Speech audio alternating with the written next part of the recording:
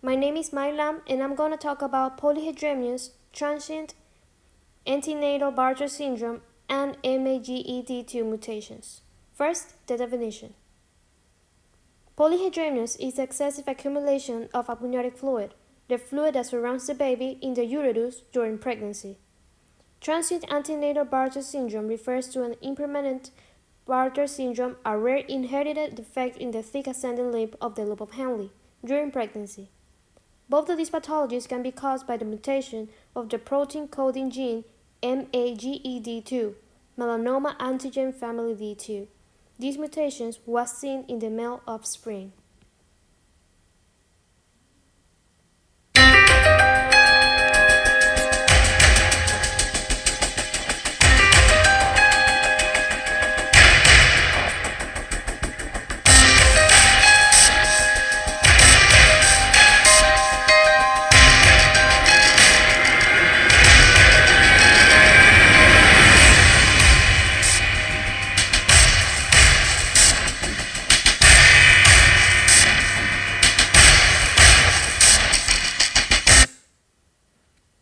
Applications in medicine.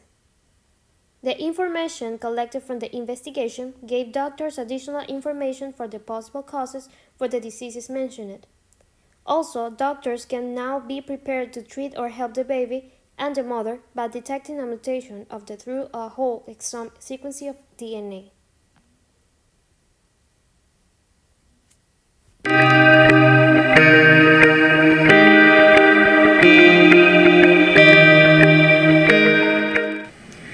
Polyhydramnios is a pregnancy complication in which there is too much amniotic fluid inside the womb.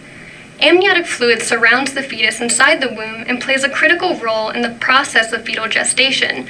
It promotes fetal growth, insulates the womb from heat loss, and acts as a protective cushion around the baby. In a normal pregnancy, the amount of amniotic fluid should stay within a certain range. Polyhydramnios is a condition that occurs when the volume of amniotic fluid exceeds that certain level. Polyhydramnios is diagnosed in approximately 1% of all pregnancies, which makes it uncommon but not rare. Most cases of polyhydramnios are classified as mild and only involve a small amount of excess fluid. There are usually no symptoms associated with mild polyhydramnios. Moderate or serious cases usually do cause physical symptoms. The most common symptoms include swelling in the feet and ankles, short breath or difficulty breathing, heartburn, and abdominal discomfort. Serious cases of polyhydramnios can cause a number of risks and complications. The most significant complications associated with this condition include prematurity, fetal macrosomia, fetal malposition, and umbilical prolapse. Pros and cons. The polyhydramnios caused by the mutation tends to be mild, so it may go away on its own. The antenatal Bartter syndrome is transient, meaning it's temporary. There isn't a treatment that fixes gene mutations. Cases can complicate, leading to the death of the fetus.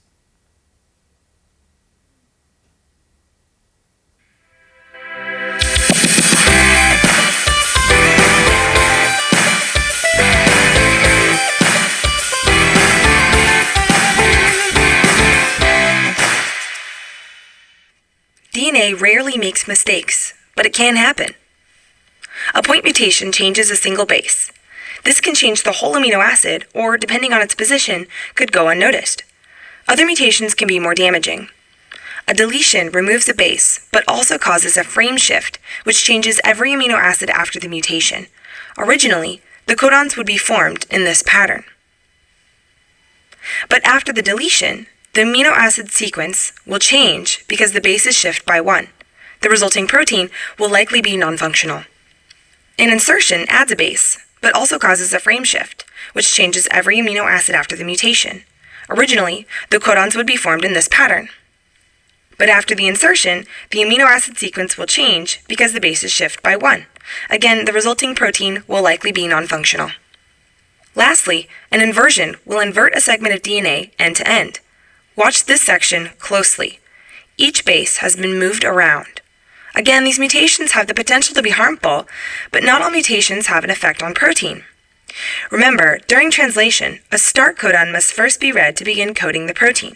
If the mutation happens before or after the protein coding sequence, there will be no effect on the protein. Mutations must occur in the coding section of DNA to affect protein synthesis. Otherwise, nothing happens. Thanks.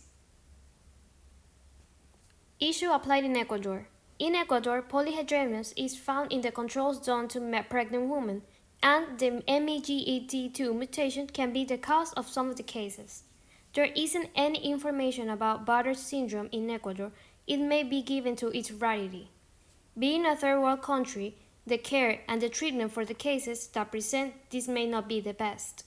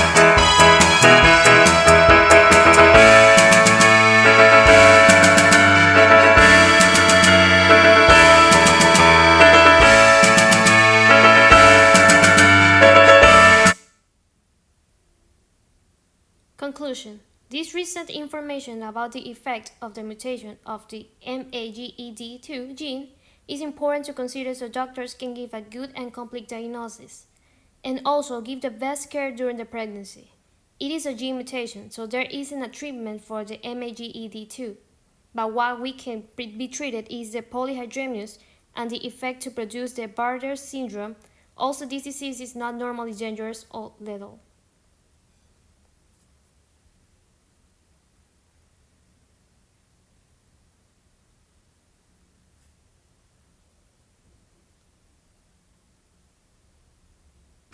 Antenatal care is the care of pregnant women, and this is provided by trained healthcare professionals.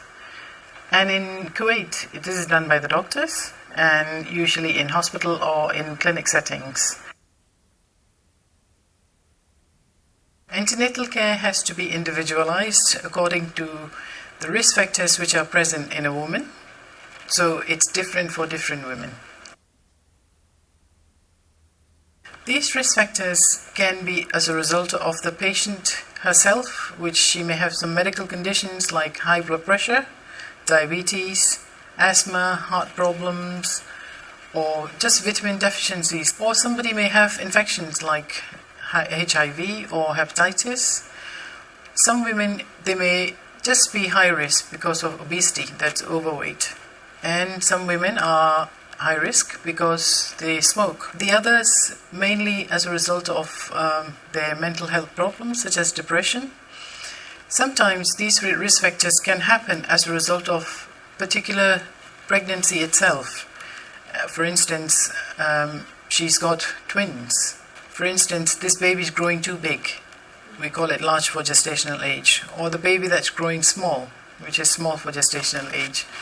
And this can also happen as a result of, for instance, the fluid around the baby is too much, or fluid around the baby is less, or when her membranes rupture before time, and as a result of diabetes developing in pregnancy, or preeclampsia or antepartum hemorrhage.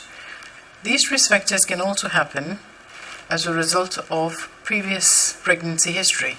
Previous pregnancy problems can also put a woman in the high risk category. Family history of congenital abnormalities. So this is another one. A family history of genetic disorders. So they can all make a woman high risk.